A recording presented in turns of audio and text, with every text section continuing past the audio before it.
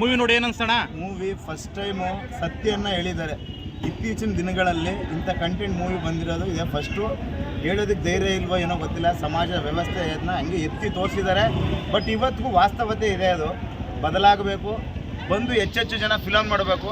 Darshan movie ಇದೇ first ಈ ಥರ ಕಂಟೆಂಟ್ ತೊಗೊಂಡು ಮಾಡ್ತಾ ಇರೋದು. ಒಳ್ಳೆಯದಾಗಲಿ. ಜೈ ಕಾಟ್ರೆ, ಜೈ ದರ್ಶನ್.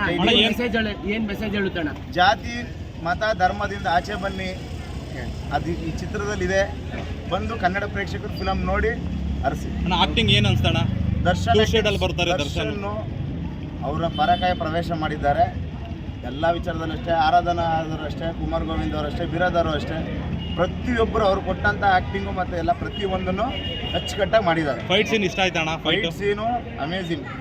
ಫ್ಯಾಮಿಲಿ ಕೂತ್ಕೊಂಡು ನೋಡೋಂಥ ಮೂವಿ ಇದು. ಎಲ್ಲರೂ ಬನ್ನಿ ನೋಡಿ.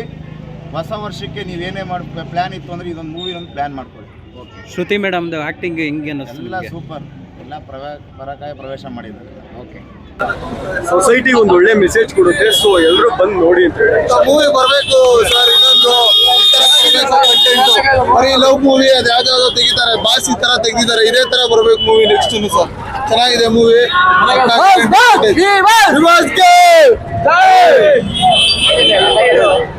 ಒಳ್ಳೆ ಫಿಲಮ್ ಅಣ್ಣ, ಒಳ್ಳೆ ಮೆಸೇಜ್ ಕೊಡ್ತಾ ಇದ್ದಾರೆ. ಡಿ ಬಾಸ್ ಇಂದ ಒಳ್ಳೆ ಕಮ್ ಬ್ಯಾಕ್. ಎಲ್ಲರಿಗೂ ಈ ಮೆಸೇಜ್ ಅರ್ಥ ಆಗಬೇಕು. ಜಾಸ್ತಿ ಮೆಸೇಜ್ ನ ಒಂದೇ ಒಂದು ಫಿಲಮ್ ಅಲ್ಲಿ ಕನ್ವೆ ಮಾಡಿದ್ದಾರೆ.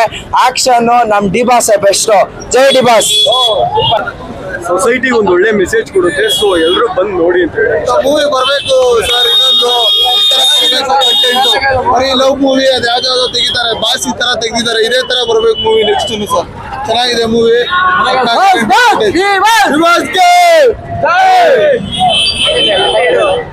ಒಳ್ಳೆ ಫಿಲಮ್ ಅಣ್ಣ, ಒಳ್ಳೆ ಮೆಸೇಜ್ ಕೊಡ್ತಾ ಇದ್ದಾರೆ. ಡಿ ಬಾಸ್ ಇಂದ ಒಳ್ಳೆ ಕಮ್ ಬ್ಯಾಕ್.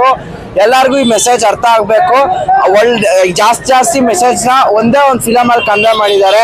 ಆಕ್ಷನ್ ನಮ್ ಡಿ ಬಾಸ್ ಬೆಸ್ಟ್. ಜೈ ಡಿ ಬಾಸ್.